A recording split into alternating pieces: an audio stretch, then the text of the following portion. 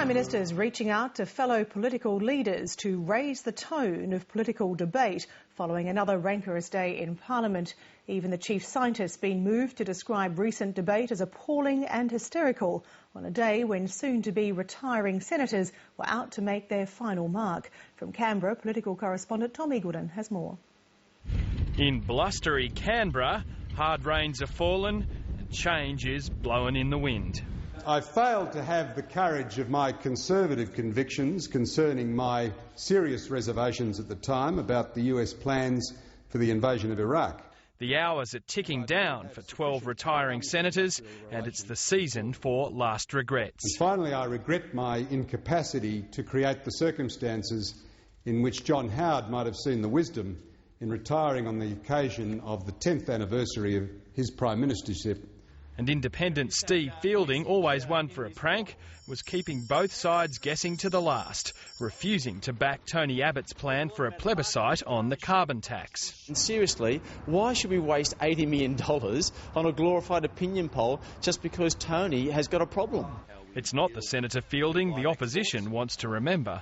Who actually was a keynote speaker at a Skeptics conference, is now apparently a great believer in the Labor Party's process of bringing in a carbon tax. I mean, what has happened to Stephen?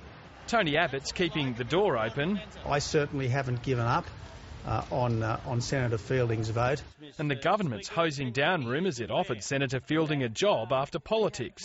Well, it's just absurd. Steve Fielding, the idea that somehow he is a pro-government senator, I think the records speak very differently from my dealings with him. Come question time, it had degenerated into a shouting match. Liar! That's what the Australian people say, liar! No! No! No! You are a joke!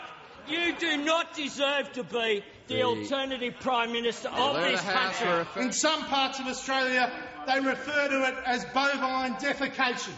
In other parts of Australia, they call it bullshit. Leave it to a scientist to be the voice of reason. Moved to comment after climate change specialists at the Australian National University have had to be moved to a more secure facility following personal threats.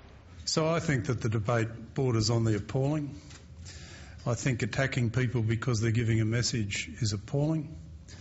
I think that some of the language that's used is bordering on the hysterical. And apparently the Prime Minister agrees. She's told a closed-door meeting of business lobbyists and fellow politicians, quote, "I do feel our policy debates are getting more political, our political debates are getting more partisan, and our partisan debates are getting more personal."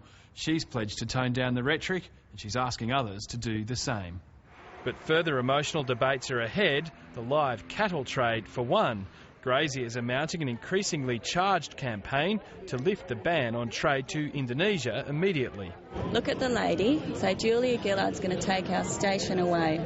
Julia Gillard's going to take our station away. A rally in Darwin was coordinated with a trip to Canberra. We've got to get the hat in the shot. Northern